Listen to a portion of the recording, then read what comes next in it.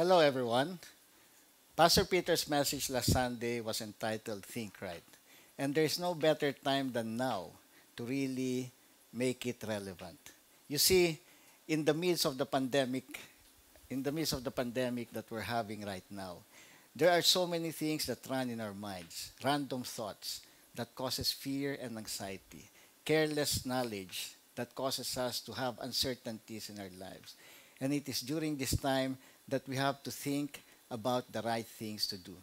So in this message, Pastor Peter gives us a very simple but practical principle. The T principle, that's what he calls it. What is the T principle? It is an acronym, TEA. It means think right, act, have the right emotions, and you will have the right action. In other words, the way we think determines our emotion towards what we have thought. And our emotions will actually drive the way we act. And if our thoughts are negative, if our thoughts are careless, if our thoughts are unfearless, our actions will be so random that we will probably regret it in the future. And it causes us so much pain and disappointment. The principle is everything. How we do things should be determined by how we think. Now, the question that we may have is this: how much negative thoughts or how much careful thoughts or how minor will a careless thought cause us to really affect and impact others in the negative way? My answer, not much. You see, even the smallest, most minute thought that is carelessly thought about, that is not properly processed, will drive an emotion that will cause us to have an action that will impact a lot of people. Let me just illustrate what I mean. Let us say that this glass of water is your thought. You are contented. You are safe. You feel okay. And then so you open your Facebook account, and in that Facebook, you see a post of your friend from yesterday, showing them in a park, having fun with one another. And so this thought, just like this, begins to become negative.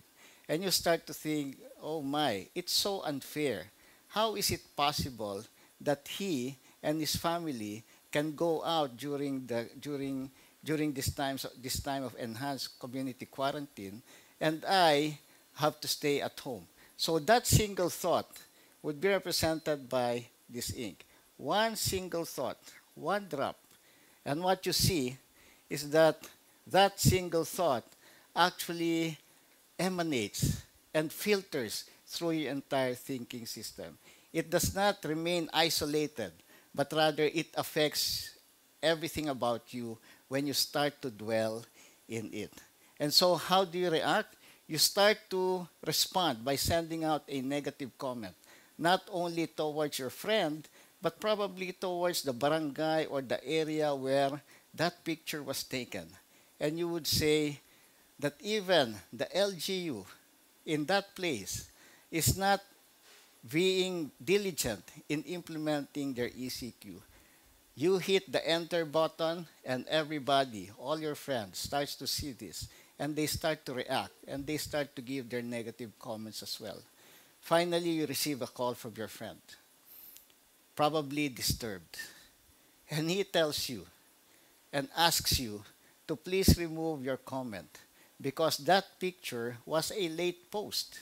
It was a picture that was taken in January, but which he only posted yesterday. Oh my, can you imagine the hurt that you would have created in that person? Can you imagine the impact that it would have to all of those who made that comment? And can you imagine the negative reaction all of this will have?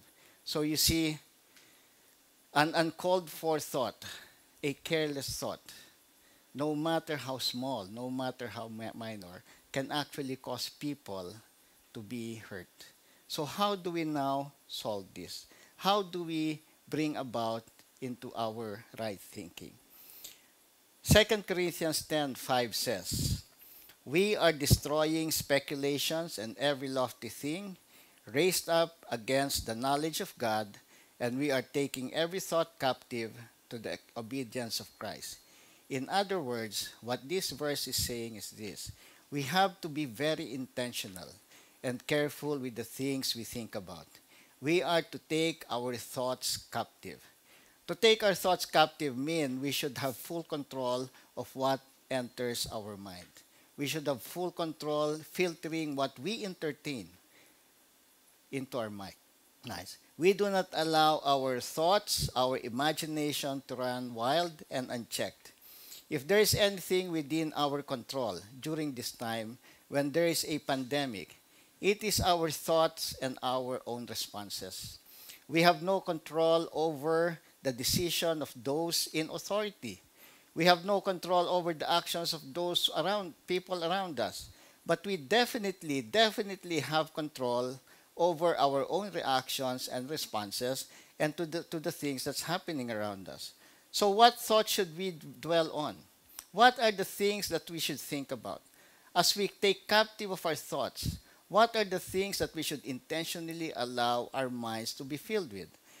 Philippians chapter 4 verse 8 says, "Finally, brethren, whatever is true, whatever is pure, whatever is lovely, whatever is of good repute, if there is any excellence and if anything worthy of praise, dwell on these things." In other words, my friends, we are to replace our careless thoughts with thoughts that will build others. We are to replace wild imaginings with intentionally curated ideas, intentionally created ones. Thoughts that will build up others, thoughts that will add value to yourself and allow productive conversation. Do not allow the news around you to cause an emotional reaction from you. Do not allow yourselves to be caught passing on and reposting news, memes, IG things, Instagram posts, without really checking and validating. Because for all you know, these are all fake news. And you just add to the anxiety of other people. Do not be influenced by what other people say. But make sure that you intentionally cover all your responses by thinking well, evaluating the system, checking on the news, and validating before sharing. This makes you now appreciate everything that is going around you. Ask yourself, when you see something on Facebook or Instagram or Twitter, ask yourself these questions. Is this news real? Is there any truth to this? Has this been validated? And then second thing that you ask yourself is this: if this news is real and I repost it, will this edify and encourage the people around me? Or will it just add to their anger, discouragement, and speculations? Because even if the news is true, it is in your power to think right and not to post it. If it is just going to add to the melee, if it is going to add to the confusion, if it is simply going to add to the disobedience that comes in the hearts of men. If you post it, make sure that it alleviates the discouragement and confusion rather than add to the anxiety. My friends, in this time of so much social media clutter, it is not the time to think carelessly, but it is time to think carefully. It is the time to think right.